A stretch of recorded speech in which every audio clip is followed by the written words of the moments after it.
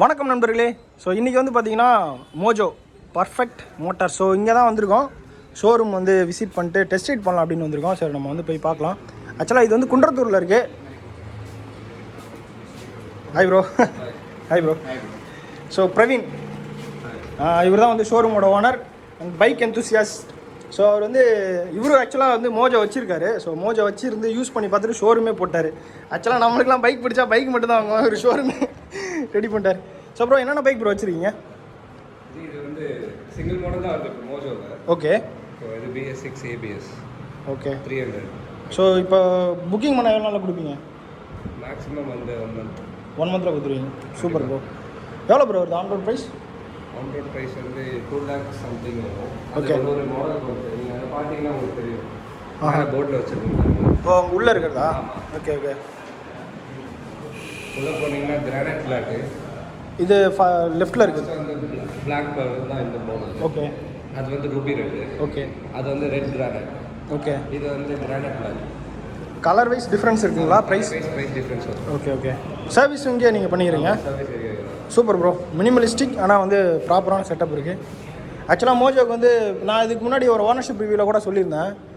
பெருசாக வந்து இது இல்லை, சர்வீஸ் இல்லை, கவனிச்சிக்கிறதுன்னு ஒரு இடம் வேணும்ல. நீங்கள் சூப்பர், அதுக்குள்ளே பண்ணிட்டீங்க. டெஸ்ட் ரைட் பண்ணி பார்க்கலாமா? ஆண்ட்ராய்ட் ப்ரைஸ் எவ்வளோ வருது?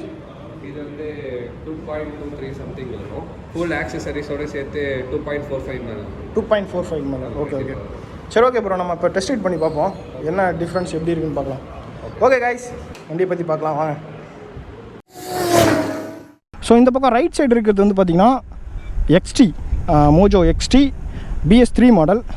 இது வந்து ஃபியூல் இன்ஜெக்டட் மாடல். இந்த பக்கம் இருக்கிறது வந்து பார்த்திங்கன்னா மோஜோ UT. இது நான் ஆல்ரெடி ஓனர்ஷிப் ரிவ்யூ பண்ணியிருப்பேன், அது மேலே ஒரு நீங்கள் பார்த்துக்கோங்க. இது வந்து BS4 மாடல் கார்பரேட்டர் வேரியண்ட். இந்த பக்கம் இருக்கிறது வந்து பார்த்திங்கன்னா the new Mahindra Mojo BS6 300 ABS. அவ்வளோதான். இந்த XT இந்த UT இது ரெண்டையும் அவங்க கட் ஆஃப் பண்ணிட்டாங்க. ஸோ ஃபைனலாக வந்து இந்த வேரியண்ட் கொடுத்துருக்காங்க. இதுதான் இப்போ மார்க்கெட்டில் இருக்குது, புதுசாக லான்ச் பண்ணியிருக்க மாடல். நீங்கள் வேணும் அப்படின்னு சொன்னால் நான் இதுக்கு முன்னாடி ஷோரூம் காமிச்சேன், நீங்கள் அங்கே வந்து போய்ட்டு புக் பண்ணி வாங்கிக்கலாம். ஸோ சென்னையில் வந்துட்டு ஒரு ஆத்தரைஸ்டு டீலர், ஆத்தரைஸ்டு ஷோரூம் வந்து வந்துருச்சு. அண்ட் அதுக்குண்டான கான்டாக்ட் நம்பர் நான் டிஸ்கிரிப்ஷன் பாக்ஸில் கொடுக்குறேன், அது நீங்கள் பார்த்துக்கோங்க. ஓகே. ஸோ இந்த பைக்கோட ப்ரைஸ் வந்து பார்த்திங்கன்னா உங்களுக்கு 2,52,000 வருது ஆன் ரோட். அது வந்து பார்த்திங்கன்னா 2,35,000 எடுத்திருக்காரு. இது வந்து 1,79,000 எடுத்திருக்காரு. ஸோ ப்ரைஸ் வேரியண்ட் நீங்கள் பார்த்துக்கோங்க. இது வந்து 2,52,000 ஆன் ரோட். ஸோ அது இல்லாமல் நீங்கள் எக்ஸ்ட்ரா அக்சரிஸ்லாம் போடணும் அப்படின்னா அது வந்து எக்ஸ்ட்ரா நீங்கள் போடணும். ஸோ இதில் என்ன பண்ணியிருந்தாங்க அப்படின்னா உங்களுக்கு ஃப்ரண்ட்டில் வந்து upside down fork plus 2 exhaust, இந்த சைடும் அந்த சைடும் ஒரு எக்ஸாஸ்ட், ஒரு நல்ல ஒரு ஐகானிக் டிசைன். இந்த வண்டி வந்தப்போ ரோட்டில் போகும்போது எல்லாருமே பார்ப்பாங்க. ஸோ 2 பக்கம் சைலன்சர் இருக்கும்போது பார்க்குறதுக்கு ஒரு சூப்பர் பைக் மாதிரியான ஒரு லுக் இருந்துச்சு, ரோட் பர்சன்ட் இருந்தது. இந்த வண்டி வந்து பார்த்திங்கன்னா வெயிட் கம்மி பண்ணுறதுக்கோசரம் அந்த 2 சைடு இருந்த எக்ஸாஸ்ட்டை வந்து சிங்கிள் சைடு மட்டும் கொடுத்தாங்க, லெஃப்ட் சைடு மட்டும் கொடுத்தாங்க. இது கார்பரேட்டர் வேரியண்ட். அண்ட் இது வந்து பார்த்திங்கன்னா இதுலேயும் அதே சிங்கிள் சைடு எக்ஸாஸ்ட் தான் கொடுத்துருக்காங்க. 2 வண்டியும் கம்பைன் பண்ணியிருக்காங்க அப்படின்னு சொல்லலாம். ஃப்ரண்ட்டில் வந்து பார்த்திங்கன்னா இந்த வண்டியிலேருந்து கேரி ஓவர் பண்ண ஃப்ரண்ட் ஃபோக்கு, அந்த வண்டியிலேருந்து ஃபியூல் இன்ஜெக்ஷன் சிஸ்டம் வந்து இதில் கொடுத்துருக்காங்க. அண்ட் தென் இது வந்து BS6 எமிஷன் நாம்ஸோட வருது. இதோட ஸ்பெசிஃபிகேஷன் அப்படின்னு வந்து பார்த்திங்கன்னா இது வந்து 300cc இன்ஜின் ப்ளஸ் இதோட பவர் அப்படின்னு பார்க்கும்போது உங்களுக்கு 7,500 RPMல மேக்ஸிமமாக 25.3 PS பவர் ப்ரொடியூஸ் பண்ணுது. இதோட டார்க் அப்படின்னு பார்க்கும்போது 25.9 Nm டார்க் மேக்ஸிமமாக 6,000 RPMல ப்ரொடியூஸ் பண்ணுது. ஸோ வந்து உங்களுக்கு இது வந்து டார்க் பவரோட அதிகமாக இருக்குது. ஸோ உங்களுக்கு வந்து இந்த வண்டி பார்த்திங்கன்னா உங்களுக்கு க்ரூசர் செக்மெண்ட்டில் வச்சுக்கலாம். ஓகே. ஏன்னா யூஸ்வலாக வந்து பார்த்திங்கன்னா டார்க் கம்மியாக இருக்கும், பவர் அதிகமாக இருக்கும். ஸோ இது வந்து நீங்கள் க்ரூசர் செக்மெண்ட்டில் வச்சுக்கலாம். ப்ளஸ் ஹில் சைடு ரைட் பண்ணுறதுக்கும் வண்டி வந்து ரொம்ப நல்லாயிருக்கும். ஸோ வண்டியோட சீட்டிங் போச்சர் இதெல்லாமே நான் உங்களுக்கு காமிக்கிறேன். ஸோ கம்பேரிசன் அப்படின்னு பார்த்தீங்கன்னா உங்களுக்கு இவ்வளோ தான். நீங்கள் சுற்றி பார்த்தீங்கன்னா ஒன்றும் பெருசாக தெரியாது, பார்த்துக்கோங்க. அதே வந்து டபுள் டூம். ஸோ இது அப்சைட் டவுன் ஃபோக், இதுலேயும் அப்சைட் டவுன் ஃபோக் கொடுத்துருந்துருக்கலாம் காஸ்ட் கட்டிங்காக. ப்ளஸ் இந்த வண்டி வந்து பார்த்திங்கன்னா ஸ்டாக் பிரியலி டயரோட வந்துச்சு. பட் இந்த வண்டி வந்து ஸ்டாக் MRF டயரோட வருது. ஸோ காஸ்ட் கட்டிங் ப்ளஸ் வந்து அட்வான்ஸ்டு டெக்னாலஜி கொஞ்சம் இது பண்ணியிருக்காங்க. அண்ட் இந்த பைக்கை பற்றின டீட்டெயில் அப்படின்னு பார்த்தீங்கன்னா உங்களுக்கு சீட் ஹைட் வந்து பார்த்திங்கன்னா இதில் வந்து ரொம்ப அதிகம். ஸோ அது நான் இதில் போடுறேன். அது ஐ திங்க் 813 அது நான் வீடியோவில் போடுறேன், நீங்கள் பார்த்துக்கோங்க. சீட் ஹைட் அதிகம். கிரவுண்ட் கிளியரன்ஸ் வந்து பார்த்திங்கன்னா 165 mm. So ground clearance okay. நார்மலாக 150cc இருக்கிற மாதிரியான கிரவுண்ட் கிளியரன்ஸ் கொடுத்துருக்காங்க.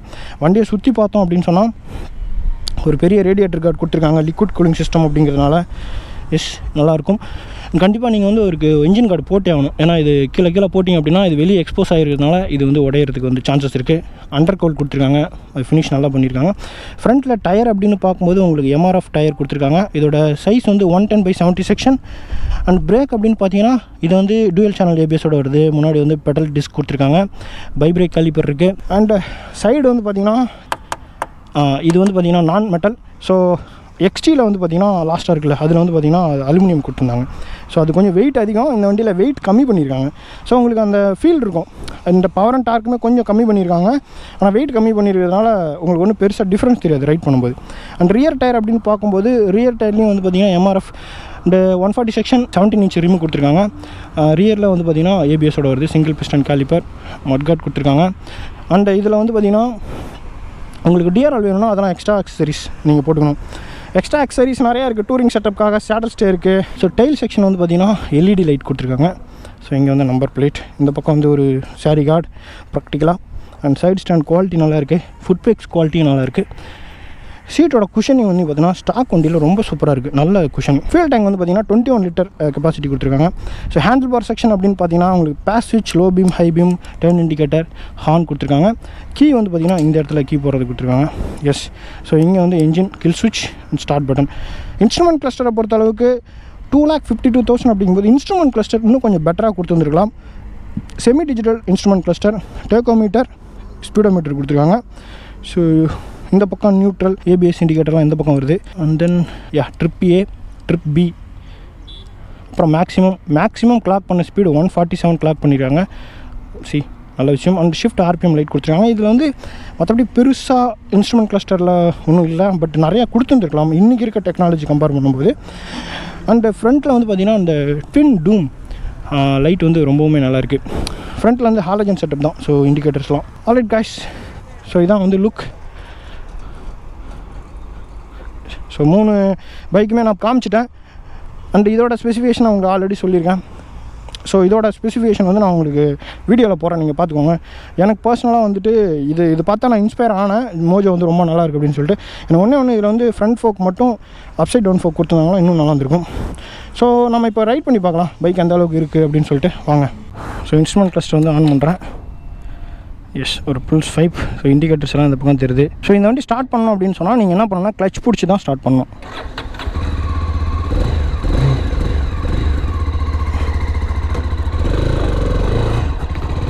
Here we go. ஸோ பைக்கோட சீட்டிங் போச்சர் வந்து பார்த்திங்கன்னா ரொம்ப ஒரு கம்ஃபர்டபுளான சீட்டிங் போச்சர். இதுக்கு முன்னாடி வந்து யூடியில் வந்து பார்த்திங்கன்னா எப்படி இருந்ததுன்னா இன்னும் கொஞ்சம் ஹேண்டில் பார் ரைஸ் பண்ணியிருந்தாங்க. இதில் வந்து ஹேண்டில் பார் வந்து நிறைய டிஃப்ரென்ஸ் இருக்குது. கொஞ்சம் இப்படி பண்ணி இப்படி கீழே வளைச்சி விட்ருக்காங்க. ஆக்சுவலாக இந்த பைக்கில் இனிஷியல் பிக்கப் வந்து ரொம்ப நல்லா பண்ணியிருக்காங்க. ஹார்ன் வந்து வேறு level. First gear 5000 RPM shift பண்ணுறேன். செகண்ட் கியர் 8000 RPM ஷிஃப்ட் பண்ணுறேன். செகண்ட் கியரில் வந்து இந்த தாராளமாக 60க்கு மேலே போகுது. பவர் வந்து பார்த்திங்கன்னா ஒரு பவர் டெலிவரி ரொம்ப லீனியராக இருக்குது. ஒரு ஸ்பைக் அந்த மாதிரிலாம் கிடையாது. த்ரூ அவுட் த RPM ரொம்ப லீனியராக வந்து இருக்குது. எவ்வளோ போகுது அப்படின்னு பார்ப்போம். வைப்ரேஷன் நான் இது வரைக்கும் எங்கே பெருசாக ஃபீல் பண்ணல. ஹேண்டில் பாரில் வந்து ஸ்லைட்டாக பஸ் இருக்குது. அது XT UT எல்லாத்துலேயுமே இருக்கிற மாதிரியான அந்த பஸ் தான். ஸோ பட் வந்து இந்த பவர் டெலிவரி இன்னும் கொஞ்சம் நல்லாவே லீனியராக ஃபீல் ஆகுது. ஏன்னா இது வந்து ஃபியூல் இன்ஜெக்ஷன் இன்ஜின், அந்த கார்பரேட்டரை கம்பேர் பண்ணல. பிரேக்கிங் அப்படிங்கும்போது பர்ஃபார்மன்ஸ் ஃப்ரண்ட் பிரேக், பேக் பிரேக்கை கம்பேர் பண்ணையில் நல்லாயிருக்கு. ஸோ இது வந்து ஒரு க்ரூசர் அப்படின்னு சொல்லலாம். இது நீங்கள் வந்துட்டு ஒரு சடானாக வந்து அடிக்கணும் அப்படிங்கிறத விட கொஞ்சம் ஒரு லாங் ட்ரிப் போகும்போதெல்லாம் நீங்கள் வந்து ரொம்ப தாராளமாக இந்த வண்டி யூஸ் பண்ணலாம். வண்டி வந்து நல்லாவே கஸ்டமைசபிள். ப்ளஸ் எனக்கு சீட்டிங் போச்சர் எப்படி இருக்குன்னா நல்லாவே அப்ரைட் சீட்டிங் போச்சர். கால் வந்து பார்த்திங்கன்னா ரியர் செட்டும் கிடையாது. எப்படின்னா என்னோடய நீக்கு பின்னாடி லைட்டாக வருது, மற்றபடி என்னோடய ஹிப்புக்கு பின்னாடி கால் போகல. என்னோடய ஹிப்புக்கு பின்னாடி கால் போச்சு நல்லா, இப்படி பின்னாடி கால் ரொம்ப ஹிப்புக்கு பின்னாடி இப்படி போச்சு அப்படின்னா அது வந்து பார்த்திங்கன்னா வேறு மாதிரியான ஒரு பெயின் கொடுக்கும். பட்டு கீழே உட்காராது, அதுக்கு போல் ஃப்ரண்ட் போர்ஷன் கீழே உட்காரும். அந்த டைமில் ஒரு பெயின் இருக்கும். பட் இது வந்து அப்படி இல்லை.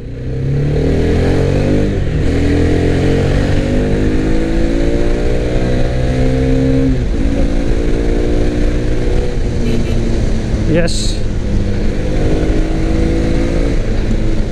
ஸோ 6000 ஆர்பிஎம்க்கு மேலே தான் வந்து உங்களுக்கு அந்த புல்லெலாம் ஃபீல் ஆகுது. ஸோ அது வரைக்கும் வண்டி வந்து ரொம்ப குழந்த மாதிரி நார்மல் பைக் மாதிரி தான் இருக்குது. Here we go. Gear position indicator இதில் இல்லை, கொடுத்துருந்தாங்கன்னா நல்லா இருந்திருக்கும்.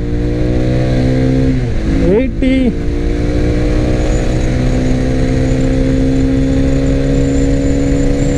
106. ஓ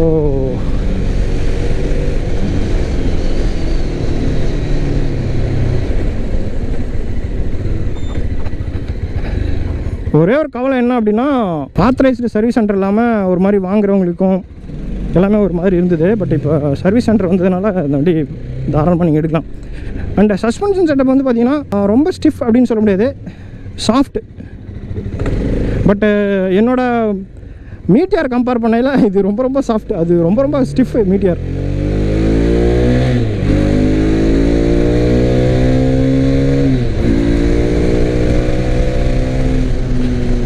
வண்டி வந்து பார்த்திங்கன்னா ஸ்டேபிளாக இருக்குது. 100 போகும்போது ரொம்ப ஸ்டேபிளாக இருக்குது. 100 போகிற மாதிரி தெரியல. எதுவும் வாப்ளிங் இஷ்யூலாம் அதில் ஃபீல் பண்ணலை. ஆக்சுவலாக நான் வரும்போதும் ஒரு வீடியோ ஓட்டிகிட்டு தான் வந்தேன். நான் இப்போ வந்து வீடியோ ரெக்கார்ட் பண்ணல. ஸோ இங்கே வந்து பைபாஸில் தான் ரெக்கார்ட் பண்ணலாம் அப்படின்னு சொல்லிட்டு ரெக்கார்ட் பண்ணுறேன். வண்டி வந்து ப்ரெட்டி ஸ்டேபிள். ஃப்ரண்ட்டில் வந்து பார்த்திங்கன்னா உங்களுக்கு டெலஸ்கோபிக், ரியரில் வந்து மோனோஷாக் கொடுத்துருக்காங்க. மோனோஷாக் வந்து நல்லாவே வேலை செய்யுது. நீங்கள் இதில் கொஞ்சம் வந்து ஆஃப் ரோட் கூட பண்ணலாம். நீங்கள் 165ங்கிறது ஓகே தான், நார்மலான இதுதான். So here we go. எல்லா ஷிஃப்ட்டுமே நான் 8000 ஆர்பிஎம்லாம் ஷிஃப்ட் பண்ணுறேன்.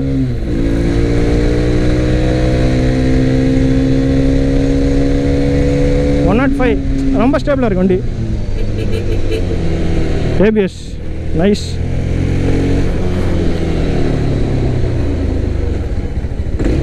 ஏபிஎஸ் வந்து நல்லா வேலை பார்க்குது.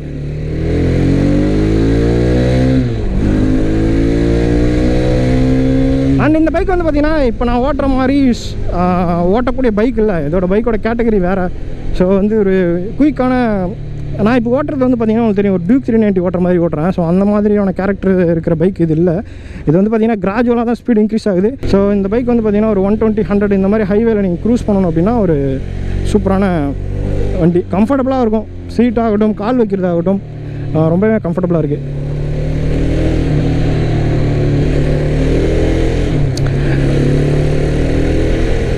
ஸோ கொஞ்சம் த்ரோட்டல் பண்ணேன். ஆக்சுவலாக இன்ஜினோட சவுண்ட் வந்து கொஞ்சம் டிஃபர் ஆகுது த்ரோட்டல் பண்ணதுக்கப்புறம்.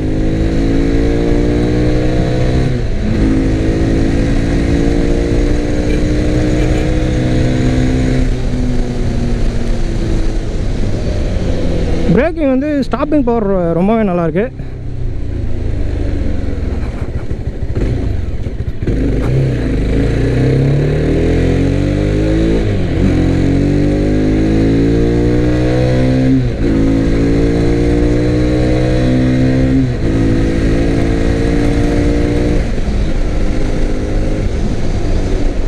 Six speed transmission. So top கியரில் இருக்கேன். 50 வரைக்குமே என்னால் வந்து கியர் இடிக்காமல் போக முடியுது. சரி, அதனால் ஒரு அருமையான செட்டப் தான், கம்ப்ளீட் ஒரு க்ரூசர். ஸோ காய்ஸ் வந்து நான் ஒரு டாப் ஸ்பீட் அடித்து பார்த்துறேன். ஸோ இங்கே வந்துட்டு பைபாஸில் ஏறிட்டோம். Here we go.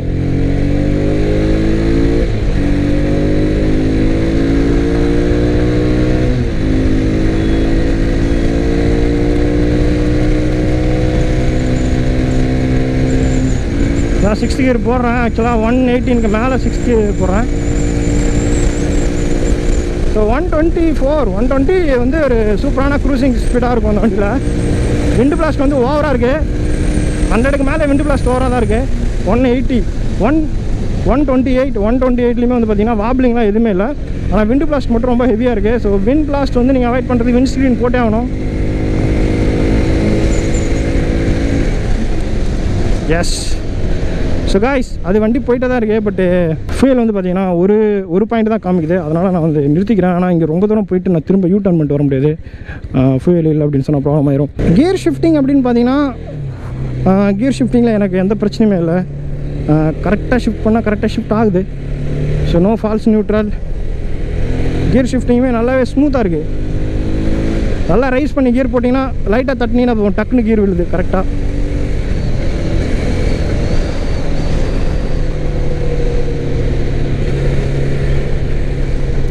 So fuel tank கெப்பாசிட்டியை பொறுத்தளவு உங்களுக்கு 21 லிட்டர் கொடுத்துருக்காங்க. நல்ல ஒரு மேசிவான ஃபியூல் டேங்க். நீங்கள் லாங் ட்ரிப்லாம் வந்து நீங்கள் தாராளமாக போகலாம். நீங்கள் 120 க்ரூஸ் பண்ணிங்கனாலும் ஒரு மைலேஜ் 25 அப்படின்னு வச்சுட்டா கூட 21 லிட்டர் அப்படிங்கும்போது பார்த்துக்கோங்களேன் எவ்வளோ கிலோமீட்டர் போகலாம் அப்படின்னு சொல்லிட்டு. ஒரு ட்ரிப்பில் போகிறீங்கன்னா ட்ரிப் 1 ஃபுல்லாகவே நீங்கள் கம்ப்ளீட் பண்ணலாம். ஒரு 500 கிலோமீட்டர் கிட்ட நீங்கள் போகலாம்.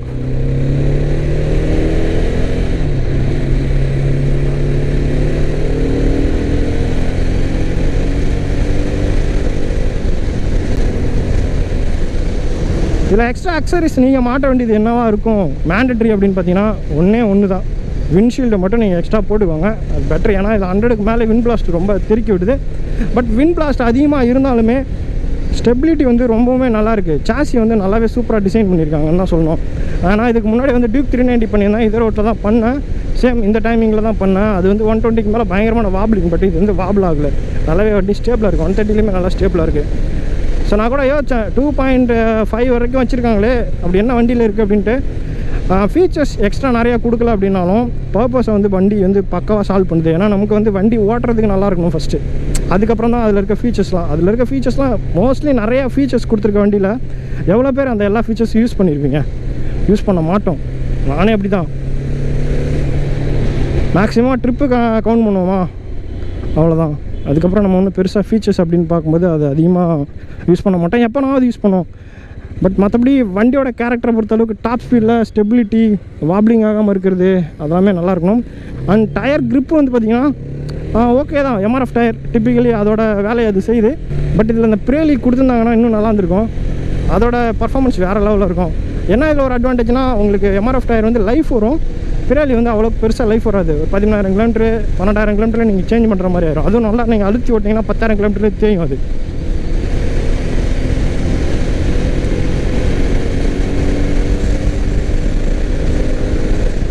சஸ்பென்ஷன் செட்டப் வந்து ரொம்ப சூப்பராக இருக்குது. ரொம்ப சூப்பர். ரொம்ப ஸ்டிஃபும் கிடையாது, ரொம்ப சாஃப்ட்டும் கிடையாது. சாஃப்டாக இருந்தாலும் வாபிள் ஆகும், பட் ரொம்ப சாஃப்ட்டும் கிடையாது. கரெக்டாக மாடரேட்டராக பண்ணியிருக்காங்க.